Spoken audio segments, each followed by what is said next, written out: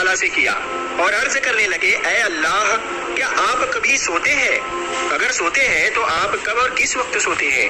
تو اس پر اللہ تعالیٰ نے ارشاد فرمایا، اے موسیٰ، آپ ایک پیالے میں پانی بھر کر لاؤ اور اس کے بعد میری طرف متوجہ ہو جائیے۔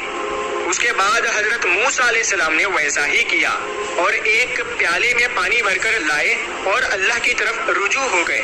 دوستو، تھوڑی دیر کے بعد اللہ کی قدرت سے حضرت موسیٰ علیہ السلام کے ہاتھ سے وہ پانی کا بھرا ہوا پیالہ گر گیا۔ تو یہ دیکھ کر حضرت موسیٰ علیہ السلام بہت گھبرا گئے۔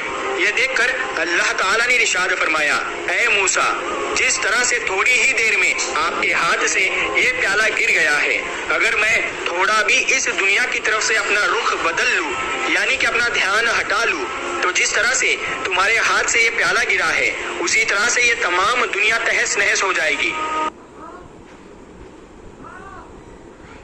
السلام نے اللہ تعالیٰ سے اپنا تیسرا سوال کیا اور عرض کرنے لگے، اے اللہ، آپ نے اتنی ساری مخلوق کو کیوں پیدا کیا؟ حالانکہ اس مخلوق سے آپ کو کچھ بھی فائدہ نہیں ہے۔ تو یہ سن کر اللہ تعالیٰ نے ارشاد فرمایا، اے موسیٰ، میں نے اتنی ساری مخلوق کو اس لیے پیدا کیا تاکہ یہ مخلوق میری عبادت کرے، مجھ سے مغفرت کی مانگ کرے، جائز خواہشات کے لیے مجھ سے دعائیں کرے اور میں ان کی دعاؤں کو قبول کروں۔ دوستو، یاد رکھے، اللہ ایک نور ہے، وہ ہمیشہ سے ہے اور ہمیشہ رہے گا۔ اللہ کسی سے پیدا نہیں ہوا ہے، یعنی کہ وہ کسی کی اولاد نہیں ہے، وہ خود سے ہے اور نہ ہی اللہ تعالیٰ کی کوئی اولاد ہے، کیونکہ یہ چیزیں تو اس نے صرف انسانوں اور جانوروں کے لیے بنایا ہے تاکہ اس کی دنیا چلتی رہے۔ دوستو، اللہ کو کبھی بھوک نہیں لگتی ہے، نیند نہیں آتی ہے، وہ کبھی تھکتا نہیں ہے، وہ کبھی بیزار نہیں ہوتا۔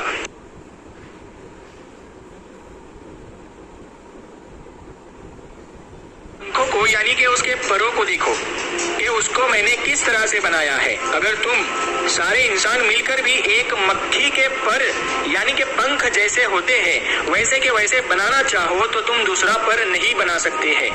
اگر تم ایک انار کا دانہ بنانا چاہو تو انار کا ایک دانہ نہیں بنا سکتے ہو۔ آسمان، سورج، چاند اور ستاروں کو دیکھو جس کو میں نے بنایا ہے، اور تم میری کون کون سی نعمتوں کو جھٹلاؤ گے۔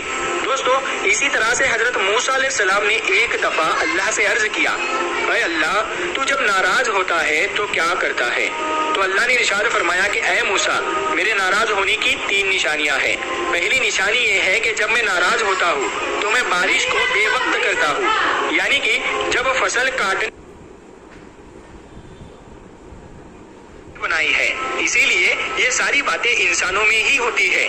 جو سو جائے، جو تھک جائے اور جس کو بھوک لگ جائے اور جس کی بیوی ہو، جس کی اولادیں ہو، وہ اللہ نہیں ہو سکتا۔ دوستو، اللہ بہت رحم والا ہے، بہت معاف کرنے والا ہے، جس کی جتنی تعریف کی جائے وہ کم ہے۔ اللہ تعالیٰ قرآن میں انسانوں کو چیلنج کرتا ہے کہ دنیا کے سارے پیڑ پودوں کو پین بنا لو اور سارے سمندروں کو سیاہی بنا لو اور دنیا کے سارے انسان مل جاؤ اور میری تعریف لکھنا چاہو تو لکھتے جاؤ، لیکن میری تعریف پوری نہیں ہو پائے گی۔